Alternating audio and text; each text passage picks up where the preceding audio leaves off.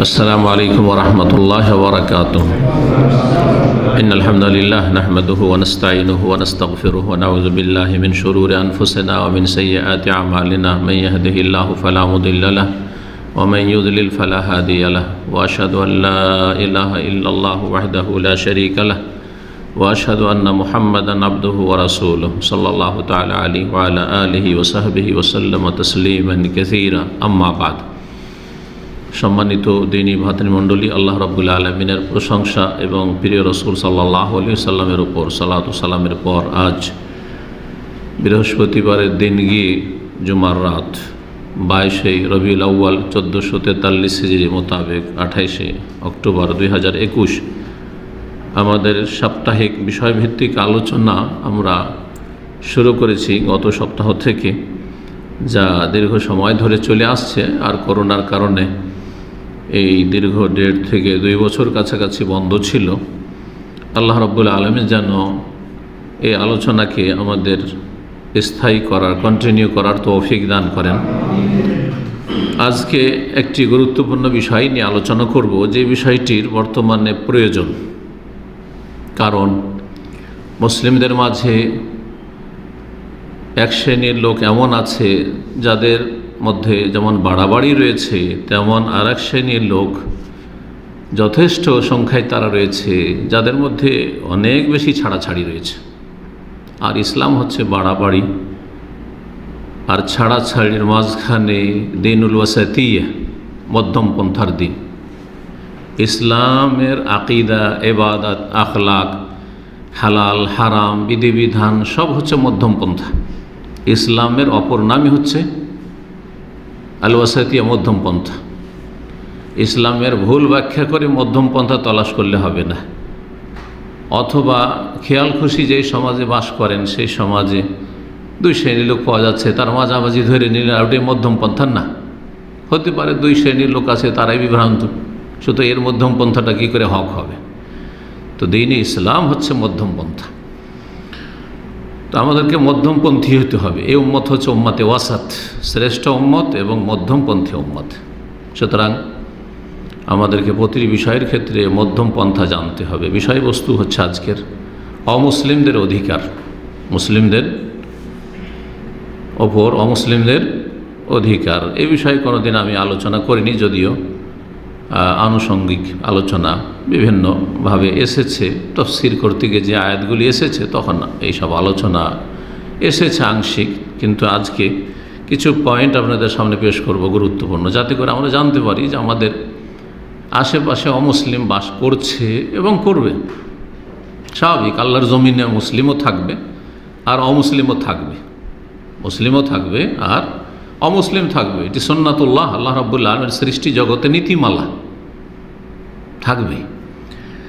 সুতরাং আমাদেরকে জানতে হবে যে আমাদের প্রতিবেশী, আমাদের আশেপাশে যা রয়েছে, যেখানে থাকেন না কেন, দেশে থাকেন, প্রবাসে থাকেন, আর অমুসলিমদের সাথে আপনাদের দেখা সাক্ষাৎ হচ্ছে অথবা তাদের সাথে বসবাস হচ্ছে, তাহলে তাদের অধিকার কি রয়েছে আপনাদের ওপর। শুরু করব কোরআন কারীমের একটি আয়াতে, সূরা হুজরাত আয়াত নম্বর 13। আল্লাহ রাব্বুল আলামিন ইরশাদ করেছেন আয়াতে, ইয়া আইয়ুহান নাস, হে মানব সকল, ইন্না খালাকনাকুম মিন যাকারিন ওয়া উনসা, নিশ্চয়ই আমি তোমাদেরকে সৃষ্টি করেছি এক পুরুষ এবং এক নারী থেকে। সমস্ত মানুষকে আল্লাহ সম্বোধন করেছে। এখানে কিন্তু শুধু মুমিনদের সম্বোধন করা হয়নি, মুসলিমদেরকে সম্বোধন করা হয়নি, প্রতিটি মানুষকে। ইয়া আইয়ুহান নাস, কোরআন কারীমের সম্বোধন 2 রকম রয়েছে। কোন কোন আয়াতে ইয়া আইয়ুহান নাস, হে মানব সকল, আর কোন কোন আয়াতে কি রয়েছে ইয়া আইয়ুহাল্লাযীনা আমানু, হে ইমানদারগণ, হে বিশ্বাসীগণ, হে মুসলিম। তাহলে মানুষকে সম্বোধন করা হলে তার অন্তর্ভুক্ত আমরাও, যেমন অমুসলিমরাও। সমস্ত মানুষকে আল্লাহ সম্বোধনকে বলছেন ইন্না খালাকনাকুম মিন যাকারিন ওয়া উনসা, নিশ্চয়ই তোমাদেরকে আমি সৃষ্টি করেছি এক পুরুষ এবং এক নারীর মাধ্যমে। তারা কে? আদম এবং হাওয়া আলাইহিমুস সালাম। আদম মানব জাতির পিতা আর হাওয়া মানব জাতির মাতা। সে মুসলিম হোক আর অমুসলিম হোক, সবার বাবা হচ্ছেন আদম আলাইহিস সালাম। আমাদের আসল মূল মুসলিম হোক আর অমুসলিম এক, সবাই বানু আদম, আদম সন্তান। ইয়া বানি আদম, কোন কোন জায়গায় এই সম্বোধন রয়েছে, ইয়া বানি আদম, হে আদম সন্তান।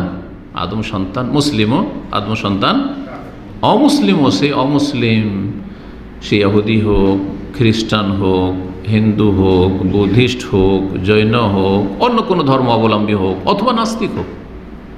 জি, ওয়াজআলনাকুম শুউবান ওয়া কাবাইল, এবং তোমাদেরকে বিভিন্ন জাতি এবং বংশে বিভক্ত করেছি। বিভিন্ন জাতি এবং বংশ, সৌব শাবের বহুবচন। আফ্রিকান জাতি, ইউরোপিয়ান জাতি, আমেরিকান জাতি, এশিয়ান জাতি, আবার তারপরে রং বর্ণের দিক থেকে জাতি, ভাষাভাষীর বিভিন্ন ভাষাভাষী, এগুলো হচ্ছে জাতি সব। আর শাবুল বাঙালি, বাংলাভাষী বাঙালি জাতি, আরবি জাতি, জাতি সব। ওয়াকাবাইল, এবং বিভিন্ন বংশে, কেউ কোনো বংশের, কেউ কোনো বংশের, কেউ কুরাইশ বংশের, তো কেউ আর কোনো বংশের। এইভাবে বিভিন্ন বংশে আল্লাহ রাব্বুল আলামিন এক আদম আলাইহিস সালাম থেকে বহু জাতি এবং বহু বংশে বিভক্ত করেছেন আল্লাহ রাব্বুল আলামিন। কিসের জন্য? জাতির ভিত্তিতে বা জাতীয়তার ভিত্তিতে অথবা বংশীয় মর্যাদার ভিত্তিতে মর্যাদা নির্ধারণ হয় না, এবং তাতে কোনো সম্মান নিহিত নেই। অমুক বংশের সেজন্য সম্মানিত, অমুক জাতির সেজন্য সম্মানিত, বর্ণের ভিত্তিতে সাদা সেজন্য সম্মানিত, অথবা আরব সেজন্য সম্মানিত, এমন কিছু নেই ইসলামে। কিসের জন্য? লিতাআরাফু, শুধু পরিচিতির জন্য। কিসের জন্য? চেনা যাবে যে এরা আরব, এরা বাঙালি, এরা হচ্ছে উর্দু ভাষী, এরা হচ্ছে এশিয়ার, এরা হচ্ছে আফ্রিকার, এরা হচ্ছে ইউরোপের, এরা হচ্ছে অস্ট্রেলিয়ার। লিতাআরাফু, শুধু পরিচিতির জন্য। তাহলে এই যে বিভিন্ন জাতি বংশে আল্লাহ ভাগ করেছেন, এতে শুধু পরিচিতি, আর কিছু না। ইন্না আকরামাকুম ইনদাল্লাহ, তবে জেনে রাখো যে নিশ্চয়ই তোমাদের মাঝে সবচেয়ে সম্মানিত আল্লাহ রাব্বুল আলামিন, যিনি স্রষ্টা, তার কাছে আসল সম্মান রয়েছে। তার কাছ থেকে সম্মান হাসিল করতে হবে, তার কাছ থেকে মান সম্মানের সার্টিফিকেট নিতে হবে। আমি আপনি সার্টিফিকেট দিলে হবে না যে কে সম্মানিত, কে সিনিয়র, কে জুনিয়র। ইন্না আকরামাকুম ইনদাল্লাহ, আল্লাহ রাব্বুল আলামিনের নিকট সবচাইতে বেশি সম্মানিত। আতকাকুম, তোমাদের মাঝে যে যত বেশি আল্লাহ ভীরু, যে যত বেশি পাপমুক্ত, তাকওয়া আমার বেঁচে থাকা, সংযত, পাপমুক্ত, যে যত বেশি গুনাহ থেকে বেঁচে থাকে, যে যত বেশি কল্যাণমূলক কাজ করে, যে যত বেশি ভালো কাজ করে, সে তত বেশি সম্মানিত। সহজ কথা। তাহলে আপনি মানুষকে এই দৃষ্টিভঙ্গি নিয়ে বিচার করবেন, কে কতটা বেশি পাপমুক্ত, কে কতটা বেশি সততার অধিকারী, কে কতটা বেশি চরিত্রবান, কে কতটা বেশি পরকাল সম্পর্কে চিন্তাশীল, যার ফলে এই পরকালকে সুন্দর করার জন্য দুনিয়ায় কোনো রকমের খারাপ কাজ করে না। দুনিয়ায় এই যে কর্মজগতে ভালো কাজে পিছিয়ে থাকে না, যথাসাধ্য ভালো কাজ করার চেষ্টা করে। যে কোনো ক্ষেত্রে, স্রষ্টার হকের ক্ষেত্রে, সৃষ্টির অধিকারের ক্ষেত্রে ভালো কাজ করার চেষ্টা করে। মন্দ কথা কাজ থেকে, অবিচার, অন্যায়, খেয়ানত, আত্মসাৎ, বেঈমানি ইত্যাদি যতগুলি খারাপ দোষে, সবগুলি থেকে যে যত বেশি বেঁচে থাকে, সে তত বেশি সম্মানিত। ইন্নাল্লাহ আলিমুন খাবীর, আল্লাহ সব কিছু জানেন, কারণ তিনি সৃষ্টি করেছেন। কিসের উপর মর্যাদা রয়েছে? তিনি সূক্ষ্ম খবর রাখেন যে কে মর্যাদা পেতে পারে। সুতরাং মনে রাখবেন যে দিন ইসলাম সমস্ত মুসলিমদেরকে নির্দেশ দিয়েছেন উত্তম চরিত্রের। তার একটি গুরুত্বপূর্ণ হচ্ছে সুবিচার করতে হবে। ইন্নাল্লাহ ইয়ামুরু বিল আদল, প্রতিটি জুমার খুতবাতে প্রায় খতিবরা এই আয়াত কিন্তু পাঠ করে শেষখানে। নিশ্চয় আল্লাহ রাব্বুল আলামিন ইনসাফ, সুবিচার, ন্যায়ের কি করেছেন? হুকুম দিয়েছেন। ফরজ ন্যায় প্রতিষ্ঠা করা, সেটা যার সাথে হোক না কেন, আপনার সম্পর্কেও, আপনার পিতামাতার ক্ষেত্রেও, জি, অমুসলিমদের ক্ষেত্রেও, সবার ক্ষেত্রে। এবং যার যে অধিকার রয়েছে দেওয়ার, ইন্নাল্লাহ ইয়ামুরুকুম আন তুআদ্দুল আমানাতি ইলা আহলিহা, যার যে অধিকার রয়েছে, প্রাপ্য রয়েছে, দিতে হবে। বাপ মায়ের যে প্রাপ্য দিতে হবে ছেলে মেয়েদেরকে, ছেলে মেয়েদের প্রাপ্য দিতে হয় বাপ মাকে, স্ত্রীর ওপর ফরজ যে স্বামীর প্রাপ্য দেবে, এবং স্বামীর ওপর ফরজ যে স্ত্রীর প্রাপ্য দেবে। এইভাবে মুসলিম অমুসলিমকে প্রাপ্য দেবে, আমার ওপরও একজন অমুসলিমের অধিকার রয়েছে তা আমি দেব, এবং একজন অমুসলিম আমরা তার পাশে বাস করি, তাদের পাশে বাস করি বা তার পাশে বাস করি, সুতরাং তার ওপর আমার অধিকার রয়েছে, রাইটস রয়েছে, সেটা তাদের দিতে হবে। এটা হচ্ছে আল্লাহর হুকুম। ইসলাম এই শিক্ষা দিয়েছে আমাদেরকে। এবং জুলম অত্যাচার আল্লাহ হারাম করেছেন, ইসলামে নিষিদ্ধ জুলম, সেটা যে কারো ক্ষেত্রে হোক না কেন, জুলম অত্যাচার করা, অবিচার করা হারাম। সুতরাং অমুসলিমদের সাথেও আমাদেরকে কী করতে হবে? সুবিচার করতে হবে। অবিচার করা হারাম, ন্যায় প্রতিষ্ঠা করতে হবে, তাদের সাথে খারাপ আচরণ করা হারাম, অত্যাচার হারাম। এই জন্য এই ইসলামের শিক্ষা মুসলিমরা যুগে যুগে সর্বদা যথাসাধ্য পালন করেছে, এবং যত সুন্দর করে ইসলামকে পালন করেছে তত বেশি আল্লাহর জমিনে শান্তি নেমে এসছে। নিজেরাও শান্তিতে বাস করেছে, অন্যদেরকেও শান্তিতে রেখেছে। এই জন্য যেখানে যেখানে ইসলাম পৌঁছেছে, মুসলিমরা পৌঁছেছে, সেখানে অমুসলিমরা যে বসবাস করেছে তারা স্বাধীনভাবে নিজ নিজ ধর্ম পালন করেছে। আপনারা জানেন যে ভারতে, আমরা যে ভারত উপমহাদেশের লোক, সে পাকিস্তানের লোক বর্তমান হন, আর ইন্ডিয়ার হন, আর বাংলাদেশের হন, সব ভারত উপমহাদেশ, তাই না? ভারত উপমহাদেশে 800 বছর মুসলিম রাজত্ব করেছে। তার মধ্যে সবচেয়ে বেশি বড় পিরিয়ড হচ্ছে মোগলদের, তাছাড়া অন্যরাও ছিল, অন্য মুসলিমরা ছিল। মুসলিমদের এত দীর্ঘ সময় ধরে রাজত্ব থাকা সত্ত্বেও সেই দেশে এখনও অমুসলিম সংখ্যাগরিষ্ঠ।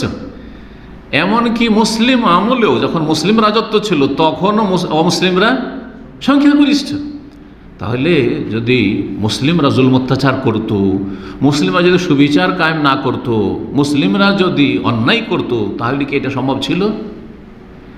নিশ্চয়ই করেনি। যে কোনো দেশে যেখানে ইসলাম গিয়েছে, মুসলিমরা গিয়েছে, সেখানকার অধিবাসী যারা ইসলাম কবুল করেছে, স্বেচ্ছায় করেছে, না করলেও তারা সুখে শান্তিতে থেকেছে, তারা ন্যায্য অধিকার পেয়েছে মুসলিমদের কাছে, এবং মুসলিম শাসন আমলে তারা নিরাপদ এবং তাদের যে অধিকার রয়েছে সেগুলি হাসিল করেছে। কোনো রকমের তাদের সাথে অবিচার করা হয়নি, অন্যায় অত্যাচার করা হয়নি। এই নির্দেশ ইসলামের। সূরা মায়েদার প্রথম আয়াত আল্লাহ রাব্বুল বলছে, ইয়া আইয়ুহাল্লাযীনা আমানু আউফু বিল উকুদ, হে ঈমানদারগণ তোমরা তোমাদের চুক্তি পুরা করো। জি, যে কোনো দেশে একটা চুক্তি আছে, চুক্তি আছে, মুসলিমদের অমুসলিমদের সাথে চুক্তি আছে। যদি মুসলিম দেশ হয় তাহলে অমুসলিমদেরকে যদি সেখানে ভিসা দিয়ে নিয়ে আসা হয় তাহলে তাদের অধিকার রয়েছে, তাই না? চুক্তির ভিত্তিতে সে এসেছে। যদি সেখানকার নাগরিক হয় তাহলে নাগরিক হিসাবে সেই দেশে তাদের ন্যায্য অধিকার রয়েছে, এটাই চুক্তি। হ্যাঁ, সেটাই চুক্তি। এক দেশের, একটি মুসলিম দেশের আর একটি অমুসলিম দেশের সাথে যে কূটনৈতিক সম্পর্ক রয়েছে এটি হচ্ছে চুক্তি, কূটনৈতিক চুক্তি। আউফু বিল উকুদ, আল্লাহ বলছেন যে তোমরা তোমাদের চুক্তিকে পূর্ণ করো। মুসলিমদের ওপর অমুসলিমদের যে অধিকারগুলি রয়েছে, আর কথা না বাড়িয়ে আমরা একটা একটা করে গণাই আর চেষ্টা করব প্রতিটির ক্ষেত্রে দলিল পেশ করার। প্রথম হচ্ছে বিশ্বাসের ক্ষেত্রে স্বাধীনতা, এতেকাদ বিশ্বাসের ক্ষেত্রে বা ধর্মীয় ক্ষেত্রে স্বাধীনতা। অমুসলিমদের পূর্ণ স্বাধীনতা রয়েছে তাদের নিজ নিজ ধর্ম পালন করার ক্ষেত্রে।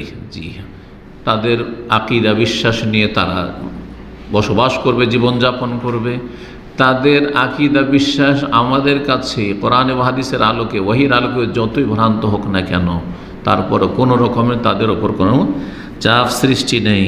তারা তাদের দিন ধরে থাকবে, তাদের দিন, তাদের ধর্ম পালন করবে। আল্লাহ রাব্বুল আলামিন মর্মে ইরশাদ করেছেন প্রসিদ্ধ আয়াত লা ইকরাহা ফিদ্দিন, আয়াতুল কুরসির পরের আয়াতই হচ্ছে সূরা বাকারায় লা ইকরাহা ফিদ্দিন, 256 নম্বর আয়াত। কি আল্লাহ কি বলছেন? লা ইকরাহা ফিদ্দিন কাদ তাবায়্যানা রুশদু মিনাল গায়, দিনের ক্ষেত্রে কোনো জোর জবরদস্তি নেই।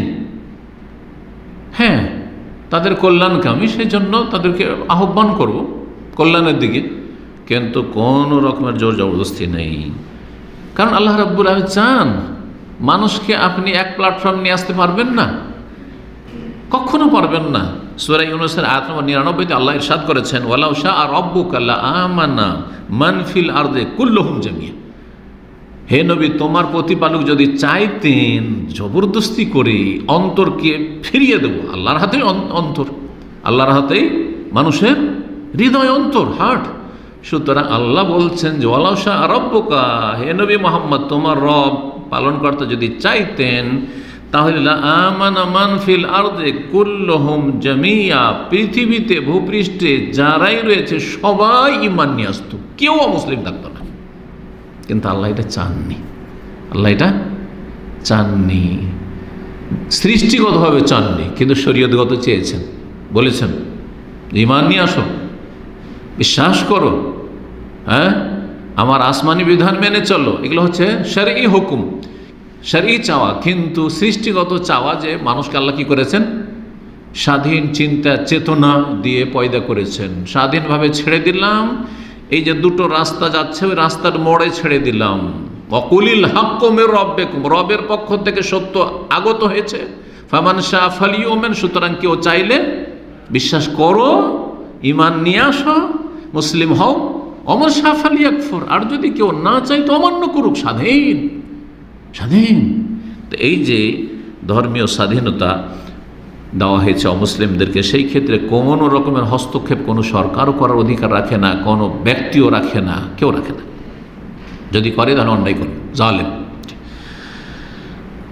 2 নম্বর হচ্ছে তাদের সাথে সদাচরণ করবে, আল মুআমালাতুল হাসানা, ভালো আচরণ করবে অমুসলিমদের সাথে।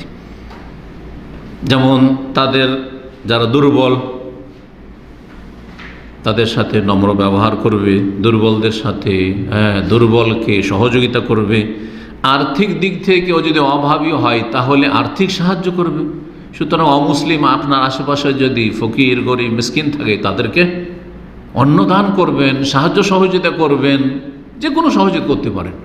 একজন লোক অসুস্থ, অমুসলিম, চিকিৎসার প্রয়োজন, আপনি চিকিৎসার ব্যবস্থা দেবেন, চিকিৎসার জন্য নিয়ে যাবেন তাকে, হাসপাতালে নিয়ে যাওয়ার কেউ নেই, অধিকার এগুলো। যেমন মুসলিমের অধিকার এটা, তেমনি অমুসলিমেরও এই অধিকারগুলি রয়েছে। তাদের ক্ষুধার্ত যারা, পেটে খাবার নেই, পিপাসিত একজন অমুসলিম পানি চাইছে, অথবা খাবার নেই, জানছেন যে পাশের পরিবার, আমি জানতে পারছি এদেরকে আমার গ্রামে অথবা আমার প্রতিবেশী অথবা দূরে আছে কিন্তু জানি যে অনাহারে মরছে, আপনি রিলিফ দেবেন, সাহায্য করবেন, আপনি খাবার পৌঁছাবেন। এই শিক্ষা ইসলাম দিয়েছে। নম্র ভাষায় কথা বলবে এবং তাদের ধন সম্পদ পরিবার পরিজনের সুরক্ষা নিশ্চিত করবে। সুতরাং একজন মুসলিম কখনো অমুসলিম নারীর দিকে কুদৃষ্টি নিক্ষেপ করতে পারে না। এই জন্য যারা ধার্মিক মুসলিম, একটা অমুসলিম নারী যদি অর্ধ উলঙ্গ হয়ে চলাফেরা করে, বেহায়া হয়ে চলাফেরা করে, কারণ তাদের ধর্মে হেজাব নেই, পর্দা নেই, সুতরাং স্বাধীন যে কোনোভাবে চলতে পারে, দেখলেই কি করবে, আল্লাহর হুকুম পালন করবে। অকুল্লিল মুমিনিনা ইয়াগুদ্দু মিন আবসারিহিম, মুমিনদেরকে বলো, পুরুষদেরকে, যে দৃষ্টি অবনমিত করো, দৃষ্টি ঝুঁকিয়ে দাও, দেখিও না। এই নয় যে মুসলিম মেয়ের দিকে খারাপ নজর দেবো না, কিন্তু অমুসলিম মেয়ে যেহেতু খোলামেলা চলছে, হ্যাঁ, ইহুদি খ্রিস্টান মেয়ে, সুতরাং তার দিকে নজর দেব না, মোটেই না। এবং যে কোনো ক্ষেত্রে সহযোগিতার প্রয়োজন হলে সহযোগিতা করবে, যদি তারা ইসলাম বিদ্বেষী না হয়। আল্লাহ রাব্বুল সূরা মুমতাহানা আয়াত নম্বর 8-এ বলেছে, লা ইয়ানহাকুমুল্লাহ, আল্লাহ তোমাদেরকে নিষেধ করছেন না, মানে আল্লাহ পারমিশন দিচ্ছেন, অনুমতি দিচ্ছেন, কিসের, কাদের সম্পর্কে, আনিল্লাযীনা লাম ইউকাতিলুকুম ফিদ্দীন, যারা ধর্মীয় বিষয়ে তোমাদের বিরুদ্ধে লড়াই করে না। তোমরা স্বাধীনভাবে তাদের পাশে ধর্ম পালন করছো তাদের দেশে, আর তারাও নিজ নিজ ধর্ম পালন করছে, ধর্মের জন্য তোমাদের বিরুদ্ধে লড়াই করে না। ওয়ালাম ইউখরিজুকুম মিন দিয়ারিকুম, তোমাদের বাড়িঘর থেকে মাতৃভূমি থেকে বহিষ্কার করে না। হ্যাঁ, যদি এরকম হয় মাতৃভূমিতে বহিষ্কার করছে তাহলে অপরাধী, মাতৃভূমিতে বহিষ্কার করছে তাহলে অপরাধী। সুতরাং বার্মার মুসলিমদেরকে যে দেশ থেকে বহিষ্কার করছে তাহলে অপরাধী তারা, এই আয়াতের আওতাভুক্ত তারা নয়। তো তো আল্লাহ বলছেন যে তারা তোমাদের বিরুদ্ধে ধর্মীয় বিষয় নিয়ে লড়াই করে না, আর তোমাদেরকে তোমাদের ঘর বাড়ি থেকে বহিষ্কৃত করে না। তাদের সাথে আল্লাহ নিষেধ করছেন না কি করতে, আনতাবাররুহুম, তাদের সাথে সৎ ব্যবহার করতে, ভালো ব্যবহার করো, বীর ভালো আচরণ করো। যে বীর শব্দটি পিতামাতার ক্ষেত্রে বলেছে, বিরুল ওয়ালিদাইন পিতামাতার ক্ষেত্রে বলা হয়েছে হাদিস।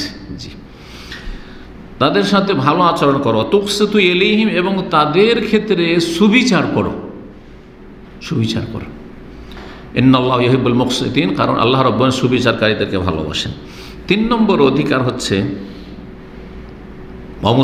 মুসলিমদের ওপর যে তারা মানুষ, অমুসলিমরাও আমাদের মতো কি মানুষ, সুতরাং মানুষ হিসাবে মানুষকে কি করবে, শ্রদ্ধা সম্মান করবে। মানুষের যে সম্মান আল্লাহ দিয়েছেন, সে মানুষ হিসাবে মানুষকে সম্মান করবে। জি, সে মুসলিম হোক আর অমুসলিম হোক। কারণ আজকাল অনেকে আছে যদি দেখে ইউরোপিয়ান, ও তাই না, যদি দেখে যে অমুক দেশের পাসপোর্ট, যে দেশের পাসপোর্টের অনেক মূল্য, না মোটেই না, এটা যেন না। আর একটা গরিব দেশের, সব পৃথিবীর মধ্যে সবচেয়ে গরিব দেশ এগুলো তৃতীয় বিশ্বের, একদম ছোট নজরে, অথবা পেশার ভিত্তিতে একজন লোক অনেক বড় পোস্টে, সেই জন্য তার সাথে তাকে বড় সম্মান করে। একজন ডাক্তার, ইঞ্জিনিয়ার, একজন আলেম, তাকে খুব সম্মান করছেন। কিন্তু একজন ক্লিনার রাস্তা সাফ করছে, ডোম মেথর, অমুসলিম, রাস্তা সাফ করছে, তারও মানুষ হিসেবে মানবাধিকার রয়েছে। মানবাধিকারের একটা গুরুত্বপূর্ণ দিক হচ্ছে যে কি করবে, মানুষ হিসাবে তাকে সম্মান করবে, যতই নিচু শ্রেণীর মানুষ হোক না কেন, পেশার দিক থেকে অথবা বংশীয় দিক থেকে, যে দিক থেকে বিভিন্ন রকমের যেসব আজকাল মানুষরা তৈরি করে নিয়েছে, আল্লাহর কাছে এসব নেই। কিন্তু আল্লাহ রাব্বুল আলামিন সূরা ইসরা, সূরা বনী ইসরাইল, যার অপর নাম, আয়াত নম্বর 70 বলেছে, ওয়ালাকাদ কাররামনা বনী আদম, নিঃসন্দেহে সম্মানিত করেছি আমি কাকে, বনী আদম, আদম সন্তান কি। আর শুরুতে বলেছি আদম সন্তান মুসলিমও আর অমুসলিম। তাহলে বোঝা গেল যে মানুষ হিসাবে বনী আদমকে আল্লাহ কি করেছেন, সম্মানিত করেছেন। কীট পতঙ্গ বানাননি, পোকামাকড় বানাননি, হ্যাঁ, এদের গরু ছাগল বানাননি, শুকুর কুকুর বানাননি, আল্লাহ রাব্বুল আলামিন সম্মানিত করেছেন। সে সম্মান রক্ষা করলো না করলো সেটা পরকালে গিয়ে বুঝবে, যে তাকে যে আল্লাহ এত মর্যাদা দিয়েছে মানুষ হিসাবে, সবচেয়ে শ্রেষ্ঠ মানুষ, শ্রেষ্ঠ সৃষ্টি, এই সম্মানকে বহাল রেখেছে কিনা। কিন্তু আল্লাহ রাব্বুল আলামিন সম্মান দিয়েছেন মানুষকে, ওয়ালাকাদ কাররামনা বনী আদম। 4 নম্বর অধিকার অমুসলিমদের, সেটা হচ্ছে যে তাদের অনুভূতির খেয়াল রাখবে। প্রত্যেক মানুষের একটা অনুভূতি আছে, অনুভূতি আছে, কে কী চায়, কোনটা থেকে খুশি, কোনটাতে সে নাখুশ, তাই না, কোনটা তাকে ভালো লাগে, কোনটা তাকে ভালো লাগে না। সুতরাং মানুষের অনুভূতির খেয়াল রাখা। দাম্পত্য যেমন স্বামী স্ত্রী জীবনে আপনার স্ত্রীর একটা অনুভূতি আছে, সে অনুভূতি আপনাকে বুঝতে হবে যে আপনি কোনটাতে খুশি হয়, কোনটাতে নাখুশ অসন্তুষ্ট হয়। স্বামীর অনুভূতি আছে, স্বামীর অনুভূতি আছে, সেই অনুভূতিতে আঘাত করলে হবে না। অনেকে কিন্তু মূর্খ, বুঝে না, আসলে চলতে জানে না। হয়তো স্বামী ঘেমে সারাদিনে ডিউটি করে, 8 ঘন্টা ডিউটি করে, অথবা প্রচণ্ড গরমের সময় বাইরে থেকে এসেছে, আর বেশ কিছু জরুরি বাজার আছে, ধরেন জরুরি বাজার আছে, এমার্জেন্সি, এখন পাকশা করতে হবে, নেই, গ্যাস নেই ধরেন, ঠিক আছে, একটু উদাহরণ দিলাম। স্বামী গেটে ঢুকতেই মাত্র, আরে বাসায় গ্যাস নেই, কী পাক করবো, তুমি কী করেছো, তুমি কয়েকবার বললাম তুমি গ্যাস ট্যাস নিয়ে আসো, যাও যাও তাড়াতাড়ি করো, সে করো, এই জরুরি বাজার আছে, যাও যাও। আপনি তার অনুভূতির খেয়াল রাখলেন না? এই সময় ঘেমে গরমে ক্লান্ত পরিশ্রান্ত হয়ে এসছে, সেই সময় একটু ঠান্ডা হইতে দিতে হবে, একটু পানি এগিয়ে দিতে হবে, আর তারপরে ঠান্ডা হয়ে যাবে, মেজাজটা ঠান্ডা হয়ে যাক আর স্থির হয়ে যাক, তারপরে তখন বলেন যে এই প্রয়োজন রয়েছে, যা বলবেন বলেন, তাই না? আপনি যেমন চান তেমন আপনার স্ত্রীও, এই জন্য মাসিক অবস্থায় খিটখিটে মেজাজ থাকে মহিলাদের। আর সেই সময় যদি ওই আচরণটা করেন যে আচরণটা অন্য সময় করেন, তাহলে খারাপ হবে, খারাপ হবে, বেশি কষ্ট পাবে। তো প্রতিটি মানুষের প্রতিটি মুহূর্তে বা প্রতিটি সময়ে একটা অনুভূতি আছে, শোকের সময় আছে, আপনার স্ত্রীর মা মারা গেছে, বাপ মারা গেছে, ভাই মারা গেছে, ওর বাপ মা মারা গেছে অথবা ভাই মারা গেছে, আপনার অত ব্যথা হয়নি হয়তো, কিন্তু তারপরও সেই অনুভূতিতে কী করতে হবে, আপনাকে শেয়ার করতে হবে, এইভাবে বুঝে নেন আর কি। তো অমুসলিমদের যে অনুভূতি রয়েছে সে অনুভূতির বিষয়ে খেয়াল রাখতে হবে, লক্ষ্য রাখতে হবে, এবং তাদের সাথে যে যখন কথা বলবেন, বিশেষ করে ধর্মীয় বিষয়ে আপনি কথা বলুন, কিন্তু উত্তম পন্থায় কথা বলুন, ভালো ভাষায়, ভালো সম্বোধনে, সসম্মানে এবং ভালো পন্থায়, যেটা উপকারী হয়, অপকারী না হয়, যাতে আগ্রহী আকৃষ্ট হয়, হ্যাঁ, ঘৃণা না ছড়ায়। বাশশিরু ওয়ালা তুনাফির, রাসূলুল্লাহ কি বলেছেন, সুসংবাদ দাও মানুষকে, মানুষের মাঝে ঘৃণা চড়াইও না বা মানুষকে দূরে করে দিও না। সূরা আনকাবুতের আয়াত নম্বর 46 আল্লাহ বলেছেন, ওয়ালা তুজাদিলু আহলাল কিতাব ইল্লা বিল্লাতি আহসান, আহলে কিতাবদের সাথে তোমরা তর্কে জড়াইও না। আহলে কিতাব ইহুদি খ্রিস্টান অমুসলিম, তাদের সাথে তর্ক করিও না ধর্মীয় বিষয়, কিন্তু তর্ক যদি করতে হয় ইল্লা বিল্লাতি হিয়া আহসান, যেটা বেশি উত্তম পন্থা, শুধু উত্তম পন্থা না, বেশি উত্তম পন্থা, অতি উত্তম পন্থা, সেই অতি উত্তম পন্থাই তাদের সাথে কি করো, ধর্মের বিষয়ে আলাপ আলোচনা করো। সুতরাং আপনি যখনই ধর্মের বিষয় বলবেন, নেগেটিভ প্রথমখানে একদম নেগেটিভের প্রয়োজন রয়েছে, কিন্তু এই নেগেটিভের ডোজটা কখন দেওয়া যাবে ওইটা আপনাকে একজন দায়ী হিসাবে বা একজন ইসলামের খাদেম হিসাবে আপনাকে বুঝতে হবে। প্রথমখানি শুরু করে দিলেন না, বরং খেয়াল রাখতে হবে যে কিভাবে এটা আর উপস্থাপনা করলে, কিভাবে পেশ করলে উপকার হবে, তার অন্তরে আমার কথাগুলি নামবে। অনুভূতির খেয়াল রাখার একটি দলিল পেশ করেছেন উলামায়ে কেরামগণ। রাসূলুল্লাহ সাল্লাল্লাহু আলাইহি ওয়াসাল্লাম অমুসলিমদের জানাজা যাচ্ছে, ইহুদির জানাজা যাচ্ছে, সাহাবীদেরকে বলছেন যে তোমরা দাঁড়িয়ে যাও। হাদিস সহিহ বুখারীতে রয়েছে, নবী সাল্লাল্লাহু আলাইহি ওয়াসাল্লাম এর পাশ দিয়ে আর সাহাবীরা আছেন, মাররাত বিহি জানাজা, একটা জানাজা ওখান দিয়ে অতিক্রম করলো, জানাজা নিয়ে। ফাকামা, রাসূলুল্লাহ সাল্লাল্লাহু আলাইহি ওয়াসাল্লাম দাঁড়িয়ে গেলেন, নিজে দাঁড়িয়ে গেলেন। সুবহানাল্লাহ, রাসূলুল্লাহ সাল্লাল্লাহু আলাইহি ওয়াসাল্লাম সাইয়্যিদুল মুরসালিন, পৃথিবীর সমস্ত মানুষের শ্রেষ্ঠ মানুষ, খাতামুল আম্বিয়া, তিনি জানাজা পাশ দিয়ে যাচ্ছে, বসেছিলেন, দাঁড়িয়ে গেলেন। ফাকিল আল্লাহু, তখন তাকে সাহাবীরা বললেন, ইন্নাহা জানাজাতু ইহুদি, ইয়া রাসূলুল্লাহ, এটি ইহুদির জানাজা, ইহুদির মৃতদেহ যাচ্ছে, ইহুদির লাশ নিয়ে যাচ্ছে, আপনি দাঁড়ালেন কেন? ফাকালা, উত্তরে কি বলেছিলেন আমি জানতাম না। আলাইসাত নাফসান, সেটা কি মানুষ নয়? হ্যাঁ, সেটা কি মানুষ নয়? সে মানুষ। এই যে অনুভূতি, ওই যারা নিয়ে যাচ্ছে, দেখবে যারে ইসলামের রসুল, আমাদের জানাজা, মৃতদেহ নিয়ে যাওয়া হচ্ছে, দাঁড়িয়ে গেছে, বসেছিল, দাঁড়িয়ে গেছে, অন্তরকে আকৃষ্ট করবে না, করবে না? তাদের অনুভূতি, তারা শোকে আছে, তাদের আপনজনরা, ওই মৃতের আপনজনরা শোকে আছে। সেই সময় আপনি এইভাবে কি করলেন? তাদের অনুভূতির খেয়াল রাখলেন। 5 নম্বর অধিকার হচ্ছে যে অমুসলিমদেরকে যে কোনো রকমের জুলমের শিকার হওয়া থেকে বা তাদের ক্ষেত্রে কেউ সীমালঙ্ঘন করুক, এইসব থেকে যথাসাধ্য রক্ষা করবেন সর্বস্তরের মানুষ, জনগণ এবং সরকার।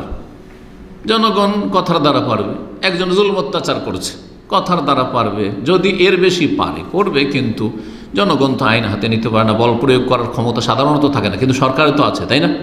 সুতরাং সরকার বল প্রয়োগ করে অমুসলিম যারা দেশে বসবাস করে, স্থায়ী অথবা অস্থায়ী, কিন্তু দেশে ভিসা দিয়েছে, তার মানে তার সেখানে অধিকার রয়েছে বসবাসের এবং নিরাপত্তার। সুতরাং যদি তাদের ওপর কোনো জুলম অত্যাচার কোনো ব্যক্তি বা কোনো দলের পক্ষ থেকে হয়, তাহলে কি করবে? তাদের সুরক্ষা নিশ্চিত করবে, তাদেরকে নিরাপত্তা দান করবে। জি, এই মর্মে একটি হাদিস শোনাই, রাসূলুল্লাহ সাল্লাল্লাহু আলাইহি ওয়াসাল্লামের হাদিস, সুনান আবু দাউদে রয়েছে, বাইহাকিতে রয়েছে, আল্লামা আলবানী রাহিমাহুল্লাহ সহিহুল জামের 2655 নম্বর বা 55 নম্বর হাদিস, হাদিসটিকে সহিহ বলেছেন, গুরুত্বপূর্ণ হাদিস। আলা, শুনে রাখো, মান জালামা মুআহাদান, কোন চুক্তিতে আবদ্ধ অমুসলিমের ওপর কেউ যদি জুলম অত্যাচার করে, কেউ যদি এমন অমুসলিমের ওপর জুলম অত্যাচার করে যার সাথে আমাদের কি রয়েছে, নিরাপত্তার চুক্তি রয়েছে, মানে আমরাও নিরাপদ তাদের থেকে, তাদের অনিষ্ট থেকে, আর তারও নিরাপদ। আউইনতাকাসাহু, অথবা তার মানহানি করলো, তার কি করলো, মানহানি করলো, জি, অপমান করলো, অপদস্থ করলো। আও কাল্লাফাহু ফাওকা তাকাতিহি, অথবা তাকে মজদুর হিসাবে নিয়েছে, তার কর্মচারী, সেটা যে কোনো স্তরে কর্মচারী হোক, দিন মজুর করছে অমুসলিম, অথবা ধরেন ভিসা দিয়ে এসে যেমন বিভিন্ন প্রতিষ্ঠানে কাজ করাচ্ছে, আমাদের দেশে যেমন আছে বিভিন্ন লোকে, বিভিন্ন, কারো ড্রাইভার আছে অমুসলিম, কারো দোকানপাটে কর্মচারী আছে অমুসলিম, আছে না নেই?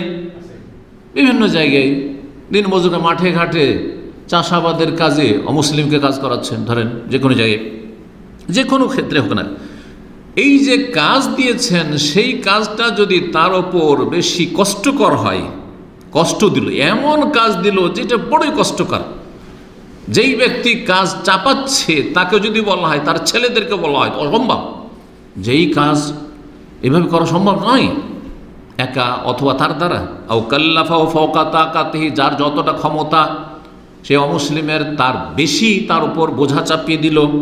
আও আখাযা মিনহু শাইআন বিগাইরি তিবে নাফসিন, অথবা তার কাছ থেকে তার মনসম্মতি ছাড়া কোনো কিছু নিয়ে ফেলল। দেখলেন তার কাছে হ্যাঁ সুন্দর একটা মোবাইল আছে, এই দেখ, যত এক পয়সা দিল না, তাহলে চুরি করলো বা ছিনতাই করলো, কিন্তু পয়সা দিল, কিন্তু তারপর পয়সা দিয়ে সে বিক্রি করবে না, না আমাকে দে, এটা ভালো লেগেছে আমাকে, জায়েজ নাই, জায়েজ নাই, যতক্ষণ সম্মতি না দিচ্ছে। খাবার আছে, দে আমাকে, না জায়েজ নাই। কোনো কিছুর ক্ষেত্রে যতক্ষণ পর্যন্ত সন্তুষ্ট হয়ে না দিচ্ছে, কোনো কিছু যদি কেউ নিয়ে নেই অসম্মতি থাকা সত্ত্বেও, এই কাজগুলি যদি করে, জুলম করে, মানহানি করে, অপমান অপদস্থ লাঞ্ছিত করে, অথবা তার যে ক্ষমতা তার বেশি ক্ষমতার বাইরে যদি অতিরিক্ত কাজ দেয়, অথবা কোনো কিছু তার কাছ থেকে নিয়ে নেয়, লুটপাট করে নিল, চুরি করে নিল, ডাকাতি করে নিল, ছিনতাই করে নিল, অথবা যে কোনো কিছুর ক্ষেত্রে যা করলো নিল, ফানা হাজিজহু ইয়াউমাল কিয়ামাহ, তাহলে আমি সেই অমুসলিমের পক্ষ থেকে সেই মুসলিমের বিরুদ্ধে কিয়ামতের ময়দানে বিচার দিবসে কি করব, বাদী হব, আল্লাহর সামনে বাদী হব। রাসূলুল্লাহ বলছে, কার পক্ষ নেবেন? সে অমুসলিমের পক্ষ নেবেন, কারণ সে মজলুম। মুসলিম আর অমুসলিমের ব্যাপার নয়, এখানে কি সে নির্যাতিত, তার সাথে অবিচার করা হয়েছে, তার উপর অন্যায় করা হয়েছে, সেই জন্য। জি,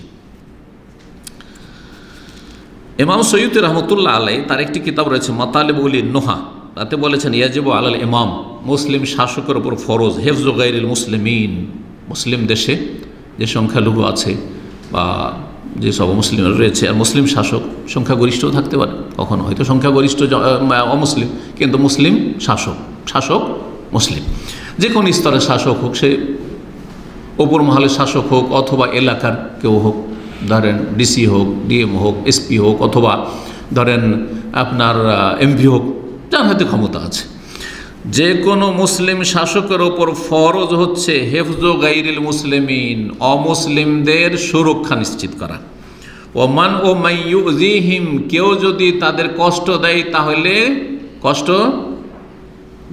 কষ্ট যেন না দিতে পারে প্রতিরোধ করা। যারা অন্যায়কারী, যারা জুলম অত্যাচার করবে বা কষ্ট দেবে, সেই কষ্ট যাতে না দিতে পারে, অথবা যারা কষ্ট দেবে তাদেরকে পানিশমেন্ট করা। ওয়াফাক্কু আসরিহিম ওয়া দাফু মান কাসাদাহুম বিআদান, কেউ যদি অন্যায়ভাবে তাদের বন্দী করে তাহলে তাদেরকে বন্দীমুক্ত করা, অন্যায়ভাবে যদি বন্দী করে, অপরাধী মুসলিম অপরাধী হলেও বন্দী করতে হবে, অমুসলিম অপরাধী হলেও বন্দী করতে হবে যদি অপরাধী হয়, কিন্তু অপরাধী যদি নির্দোষী হয় তাহলে তাকে মুক্ত করবে। এবং যারা তাদের ওপর জুলম অত্যাচার করতে চায় তাদের প্রতিহত করা, তাদের কি করা? প্রতিহত করা। 6 নম্বর অধিকার অমুসলিমদের মুসলিমদের ওপর হচ্ছে সামাজিক সংহতি, তাকাফুল ইজতিমাই বলা হয় এটাকে। সামাজিক সমাজে যে বসবাস করছে মুসলিমদের সাথে অমুসলিমরা, একটা সামাজিক কী রয়েছে, সংহতি, ঐক্য, সমাজের যে সহাবস্থান, একসাথে বসবাস করা, এই বিষয়গুলি।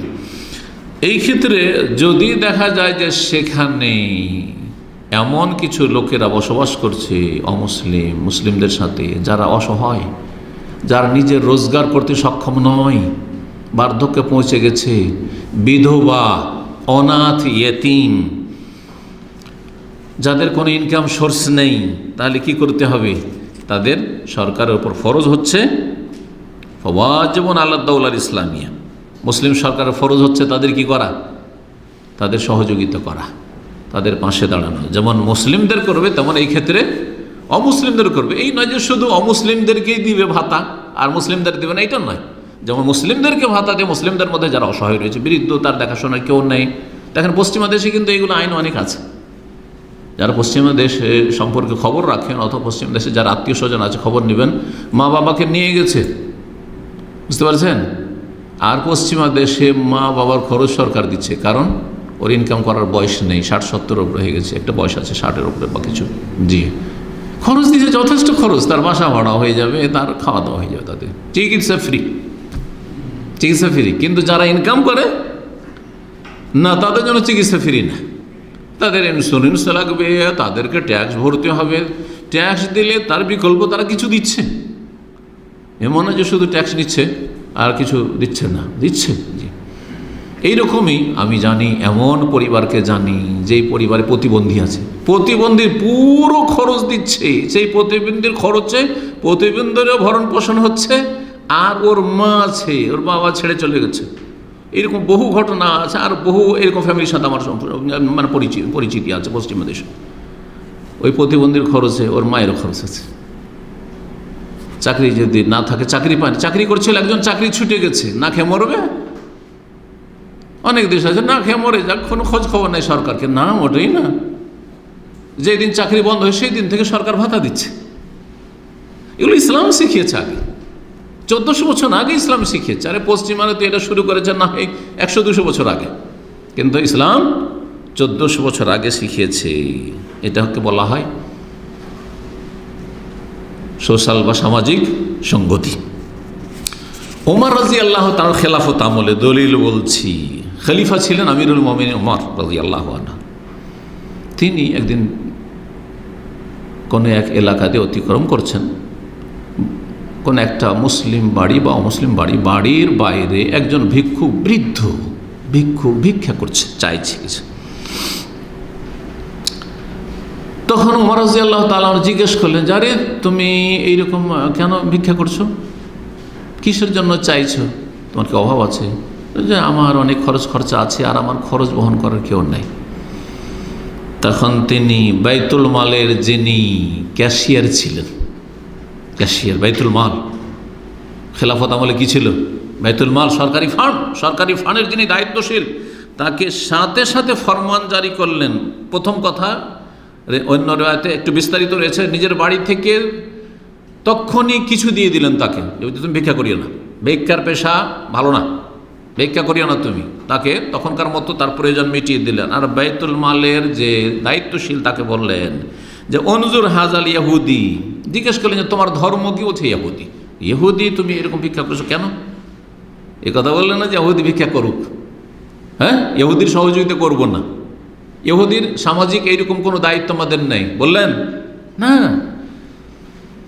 মনজুর হাজাল ইহুদি, এই ইহুদিকে দেখো, শেখুন কবিরুন দরিরুল বাসার, অত্যন্ত বেশি বৃদ্ধ হয়ে গেছে এবং দুই চোখ অন্ধ হয়ে গেছে, দুই চোখে ভালো করে দেখে না।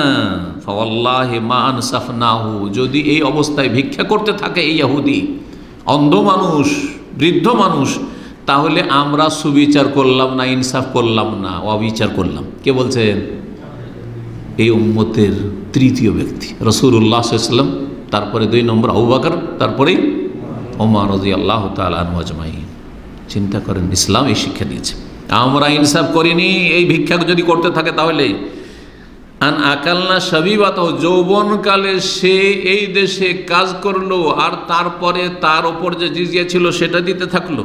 সুম্মা নাখজুলহু ইনদাল হারাম, তারপর বার্ধক্যে এসেছে তখন তাকে অসহায় ছেড়ে দেব। বার্ধক্যে এসেছে তখন সে ইনকাম করতে পারছে না, উপার্জন করতে পারছে না, তাকে অসহায় ছেড়ে দেব, এটা চলবে না। এই বর্ণনাটি ইমাম আবু ইউসুফ রাহিমাহুল্লাহ, ইমাম আবু হানিফা রাহিমাহুল্লাহ সবচেয়ে বড় ছাত্র কে ছিলেন? ইমাম আবু ইউসুফ রাহিমাহুল্লাহ। তার একটি কিতাব রয়েছে কিতাবুল খারাজ, কিতাবুল খারাজের 126 পৃষ্ঠায় রয়েছে। 7 নম্বর অধিকার অমুসলিমদের, যেমন মুসলিমরা কাজকর্ম করার স্বাধীনতা রাখে, উপার্জনের স্বাধীনতা রাখে, ব্যক্তি মালিকানার স্বাধীনতা রাখে, নর হোক আর নারী হোক। এটাও এখানে শুনে রাখেন। যেমন আপনার ব্যক্তি মালিকানা রয়েছে, আপনার স্ত্রীরও ব্যক্তি মালিকানা রয়েছে। অনেক জালেম পুরুষরা, স্বামীরা কী করে জানেন? স্ত্রীর ইনকাম খেয়ে ফেলে, বেতন নিয়ে আসে ও পুরোটা দখল করে ফেলে।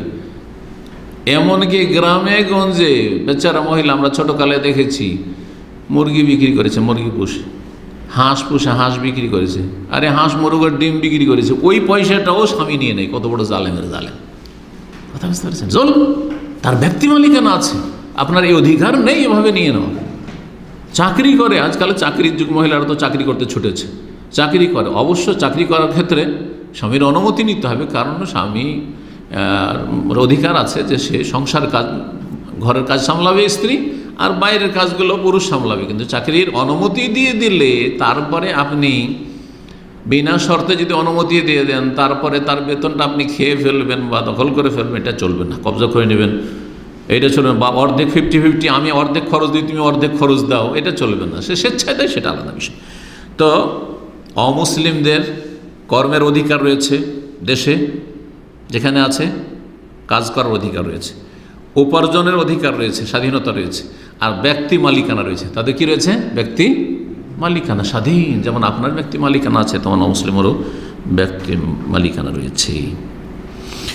সময়ের স্বল্পতার জন্য আর বিস্তারিত বেশি কিছু বলছেন। 8 নম্বর যেটি আলোচনা করব সেটা হচ্ছে তাদের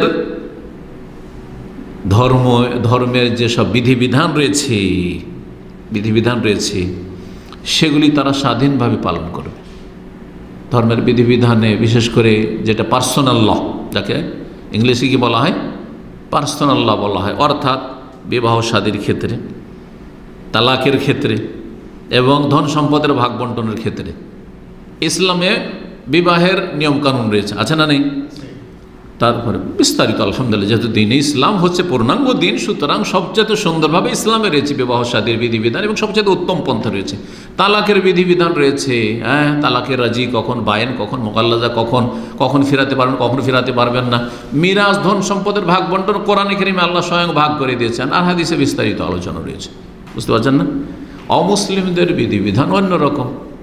ধরেন অমুসলিমদের কাছে ভাই বোন সমান সমান পাবে, কিন্তু ইসলামে লিজাকারি মুসলিম হাজুল্লাহ সাইন। হিন্দু ধর্মে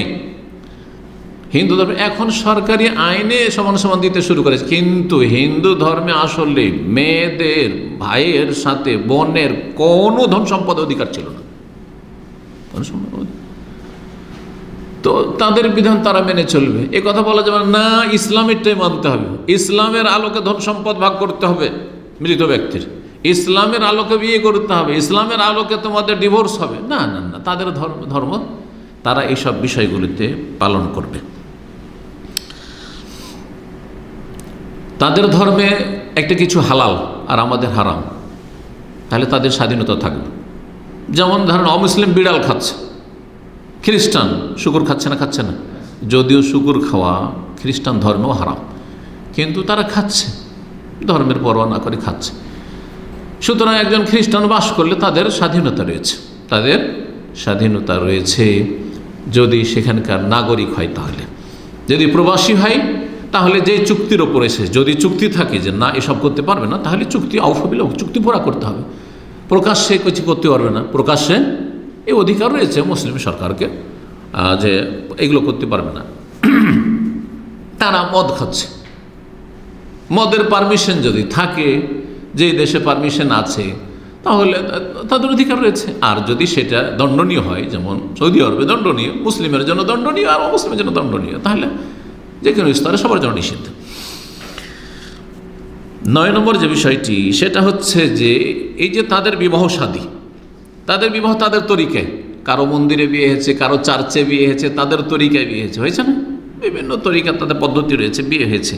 এই বিবাহের যে প্রভাব পড়ে মানব জীবনের ওপর বা দাম্পত্য জীবনে, যেমন বংশ সাব্যস্ত হওয়া, তারপরে মহর, আমরা যেটাকে মহর বলছি, যেটা দিয়েছে মেয়েকে, এইরকমই যদি তালাকের ক্ষেত্রে, তালাক হলো তো ইদ্যত ইত্যাদি, এইসব বিষয়গুলির ক্ষেত্রে তাদের স্বাধীনতা রয়েছে এবং তারা তাদের ধর্মের আলোকে এগুলো সিদ্ধান্ত নেবে। এবং বংশ পরিচয়, আমাদের দ্বীন ইসলাম উদাহরণ দিলে বুঝবেন, একজন মানুষ বিয়ে করার পরে 6 মাসের আগে যদি বাচ্চা ভূমিষ্ঠ হয়ে যায়, তাহলে সেই বাচ্চা কার? ওই লোকের না, কিন্তু ওই স্বামীর না, কারণ কমপক্ষে গর্ভধারণের সময় হচ্ছে 6 মাস, 5 মাসে এরকম ঘটনা ঘটেছে। বিয়ে করে এসেছে 4 মাসে বাচ্চা হয়ে গেছে, আগে থেকে অলরেডি বাচ্চা পেটে ছিল, বুঝতে পেরেছেন? তাহলে বাচ্চা না ওর। কিন্তু যদি অমুসলিমদের ধর্মে এটা থাকে যে না, তাদের 5 মাসে হয়ে যায়, তাহলে তাদের বংশ পরিচয় তাদের থাকবে, বলা যাবে না যে আরো সন্তান, তোদের কাছে ওইটা তোরই সন্তান, যা, কিন্তু আমাদের কাছে ওইটা ওর সন্তান না, বুঝতে পেরেছেন? ইসলামের আলোকে। 10 নম্বর অধিকার, তাদের যে ব্যবসা বাণিজ্য, তাদের আপোষের যে ব্যবসা বাণিজ্য রয়েছে সেগুলির স্বাধীনতা রয়েছে।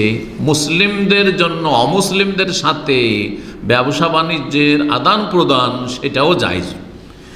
এই জন্য রাসূলুল্লাহ সাল্লাল্লাহু আলাইহি ওয়াসাল্লাম মদিনার একজন ইহুদির কাছ থেকে শেষ জীবনেই, রাসূলুল্লাহ সাল্লাল্লাহু আলাইহি ওয়াসাল্লামের তিরোধানের পূর্বের ঘটনা এটা, সহিহ বুখারীতে হাদিস রয়েছে, 2 জায়গায় হাদিসটি সহিহ বুখারীতে রয়েছে। রাসূলুল্লাহ সাল্লাল্লাহু আলাইহি ওয়াসাল্লাম একজন ইহুদির কাছ থেকে জব কিনেছিলেন 30 সা, সহিহ বুখারীতে রয়েছে 30 সা, 30 সা, এবং ধারে কিনেছিলেন, যখন পয়সা নেই তো পরে দিয়ে দেব, তো জামানত হিসাবে তার কাছে বন্ধক রেখেছিলেন। কি রেখেছিলেন? বর্ম, শরীরের যে যুদ্ধের ময়দানে রণক্ষেত্রে যেটা ব্যবহার করা হয় শরীরে সুরক্ষার জন্য, সে বর্ম, ওয়াদির ওহু মারহুনাতুন ইনদা ইহুদি, রাসূলুল্লাহ সাল্লাল্লাহু আলাইহি ওয়াসাল্লাম বর্ম বন্ধক রাখা ছিল এক ইহুদির কাছে। অথচ এই বর্মকে মুসলিমদের খেলাফ ব্যবহার করতে পারে, সম্ভব আছে না নেই? তারপরে রেখেছেন। তাহলে অমুসলিমদের সাথে ব্যবসা বাণিজ্য জায়েজ, সেটা দেশের অমুসলিম হোক অথবা অন্য দেশের অমুসলিম দেশ থেকে পণ্য কিছু পাঠাচ্ছেন, কিছু ওদেরগুলো আনাচ্ছেন, ইম্পোর্ট এক্সপোর্ট জায়েজ এগুলো। জি। 11 নম্বর, তাদের ধর্মের আলোকে তাদের বিবাহ শাদীর অধিকার রয়েছে, তাদের ধর্মের আলোকে বিবাহ শাদীর অধিকার রয়েছে। জি, যদিও আংশিক আলোচনা এর আগে করেছি, কিন্তু এই বিষয়টি মনে রাখতে হবে। বিবাহর ক্ষেত্রে ধরেন আমাদের বিবাহে কি রয়েছে? ইজাব এবং কবুল। প্রথম ওলি হইতে হবে, অভিভাবক। ওলির অনুমতি ছাড়া কি হবে না? বিয়ে হবে না। মেয়েদের ক্ষেত্রে, ছেলেদের না, মেয়েদের ক্ষেত্রে। আচ্ছা, তারপর ইজাব হইতে হবে ওলির পক্ষ থেকে। অভিভাবক প্রস্তাব করবে যে আমি আমার মেয়ের বিয়ে তোমার সাথে বা অমুক ছেলে অমুকের সাথে দিলাম, অথবা যে বিয়ে পড়াচ্ছেন কাজী সাহেব বা আলেম সাহেব, ইমাম সাহেব, তাকে বলবে যে ইমাম সাহেব আমার মেয়ের বিয়েটা পড়িয়ে দেন। এটা হচ্ছে প্রস্তাব, ইজাব। ছেলে কি করবে? কবুল। একজন অমুসলিম বিয়ে করছে, এগুলো কিচ্ছু নেই তাদের, একটু সেদুর পরিয়ে দিল, বিয়ে হয়ে গেল, ধরিলেন। অথবা একটু তাদের ব্রাহ্মণে ধর্মগুরুতে মন্ত্র পাঠ করে দিল, চার্চে বিয়ে হয়ে গেল। একটা আংটি পরিয়ে দিল, সাপোজ একটা আংটি পরিয়ে দিল, কিন্তু এটা খ্রিস্টান থেকে এসছে, এই জন্য কোনো মুসলিমের জন্য আংটি পরাপরি জায়েজ নাই, ওটাই জায়েজ নাই। তওবা করেন ওই সব মুসলিমরা যারা আংটি পরিয়ে দিয়েছি, সুতরাং আমাদের কথা পাকা হয়ে গেছে। কোথায় আছে ইসলামী সব? কাফেরদের অন্ধ অনুকরণ, হারাম। তো আংটি পরিয়ে দিলে বিয়ে হয়ে যায়, তো বিয়ে হয়ে যায়। ওইভাবে যদি তারা সংসার করে, সংসার করুক। মক্কার কাফেররা কি এরকম কি ইজাব কবুল করে বিয়ে করতো নাকি? না ইজাব কবুল শরীয়তের বিধান? যখন কোরআন নাজল হয়েছে, নবী সাল্লাল্লাহু আলাইহি ওয়াসাল্লাম ওহী নাজল হয়েছে, তারপরে না? বুঝতে পারছেন কি না? সুতরাং তাদের বিয়ে, জাহেলিয়াতের যুগের কাফেরদের বিয়েগুলোকে রাসূলুল্লাহ সাল্লাল্লাহু আলাইহি ওয়াসাল্লাম স্বীকৃত রেখেছেন না রাখেননি? না যখন স্বামী স্ত্রী দুইজনেই দম্পতি ইসলাম এসে কবুল করলো, ও তোমাদের তো ওই যুগে ওই রকম জাহিলি তরিকায় কাফেরদের তরিকায় বিয়ে হয়েছে, সুতরাং তোমাদের বিয়ে ঠিক ছিল না, বিয়ের নবায়ন করতে হবে। বিয়ে পড়িয়েছেন নাকি? কারো পড়িয়েছেন? না, পড়াননি। ওই বিয়েতে অমুকের ছেলে এটা, অমুকের মেয়ে এটা, স্বীকৃতি দিয়েছেন না? দেননি। রাসূলুল্লাহ সাল্লাল্লাহু আলাইহি ওয়াসাল্লাম দিন ইসলাম দিয়েছেন। জি, তো তাদের বিবাহ স্বীকৃত, তাদের ধর্ম মোতাবেক বিয়ে করেছে। কীভাবে বিয়ে করেছে না করেছে সেটা দেখার বিষয় নয়।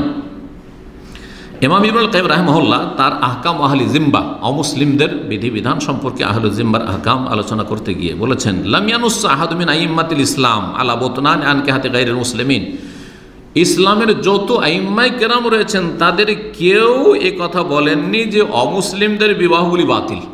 অমুসলিমদের বিবাহ, ইহুদি, খ্রিস্টান, হিন্দু, বৌদ্ধ, প্রত্যেক ধর্মের আপন আপন বিবাহর তরিকা রয়েছে।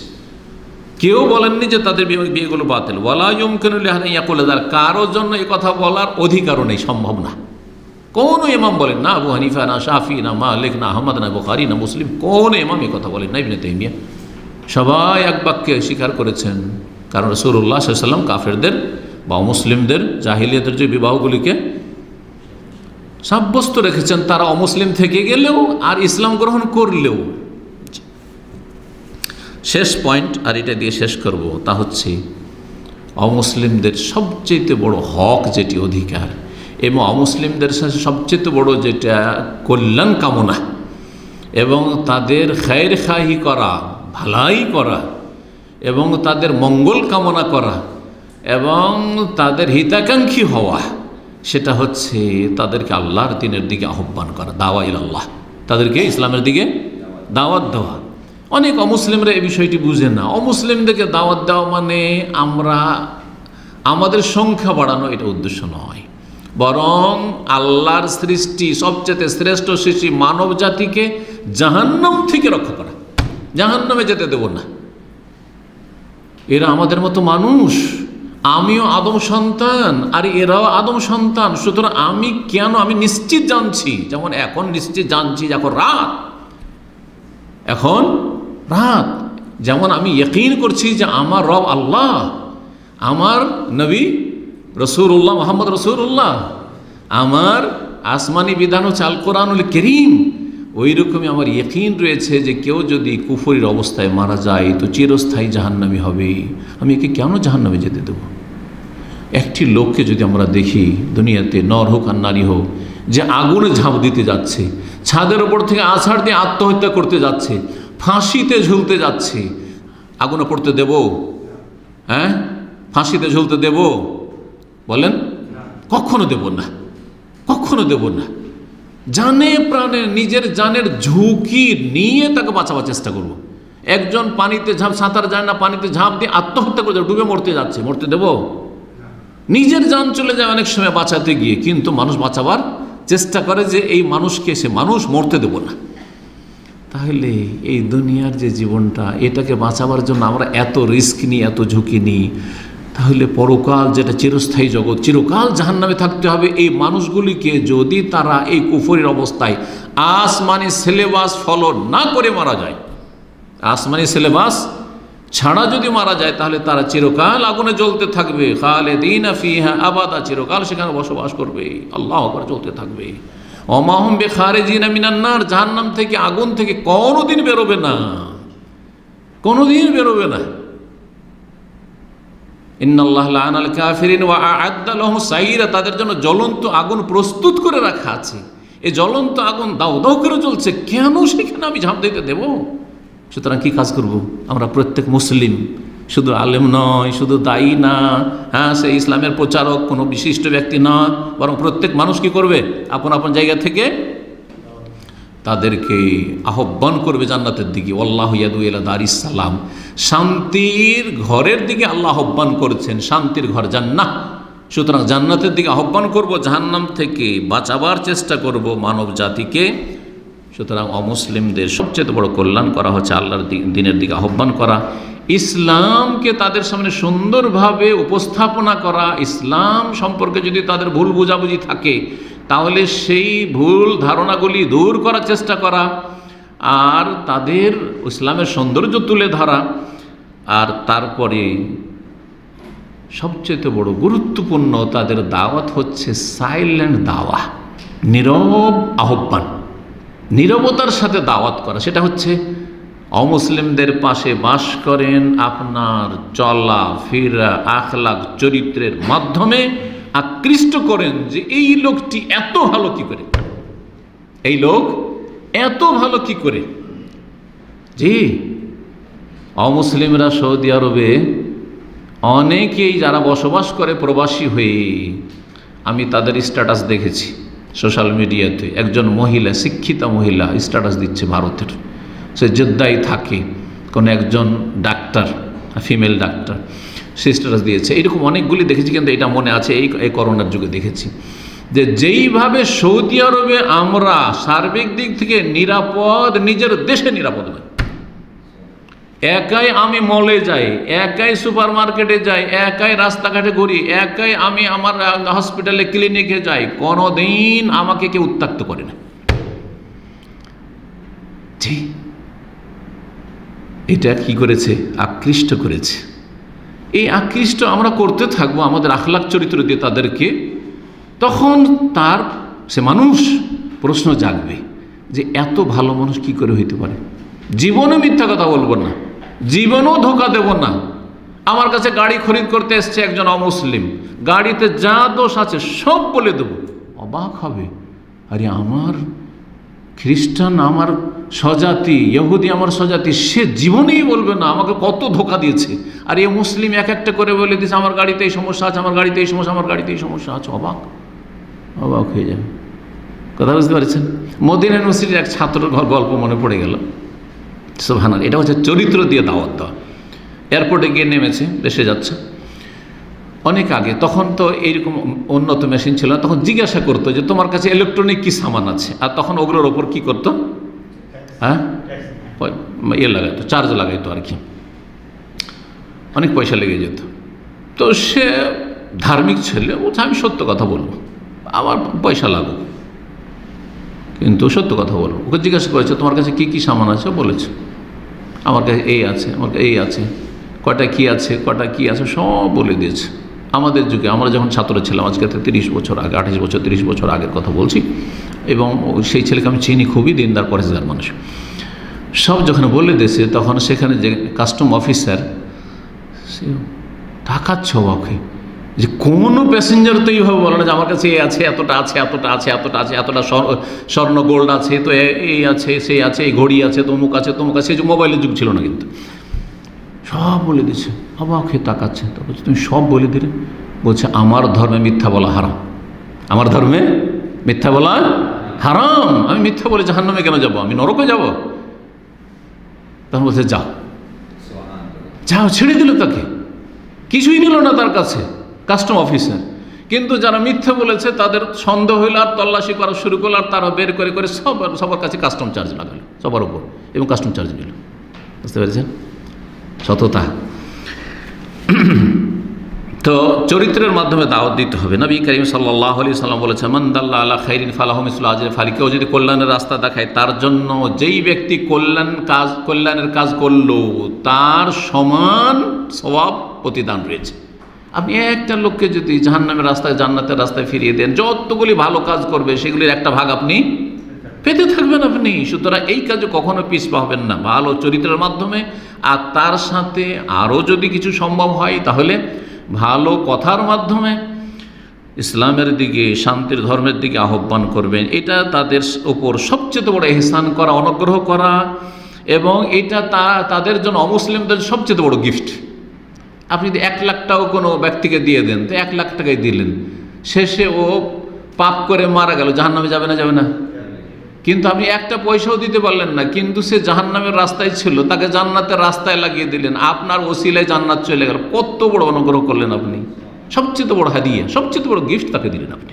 এই এই জন্য যার মাধ্যমে যে হেদায়েত পায় সে যে কত বড় তার উপরে ইহসান করেছে, এটা আপনি টাকা দিয়ে আপনি কিনে পাবেন না, টাকা দিয়ে কিনে পাবেন না। টাকা দিলে কিন্তু আপনাকে যদি 10 লাখ টাকা দিয়ে 1 মিলিয়ন 10 মিলিয়নও দিয়ে দিই তো কি, হ্যাঁ হতে পারে যে টাকায় আপনাকে খারাপ করে দিল।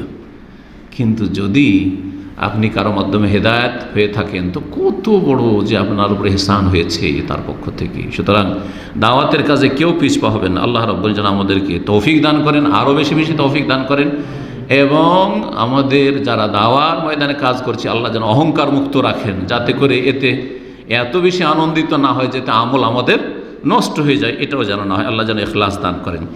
রাসূলুল্লাহ সাল্লাল্লাহু আলাইহি ওয়াসাল্লাম বলেছেন, ওয়াল্লাহি আল্লাহর কসম করে বলছি, লা ইয়াহদি আল্লাহু বিকা রাজুলান ওয়াহিদান খায়রুল লাকা মিন হুমুরিন নাম।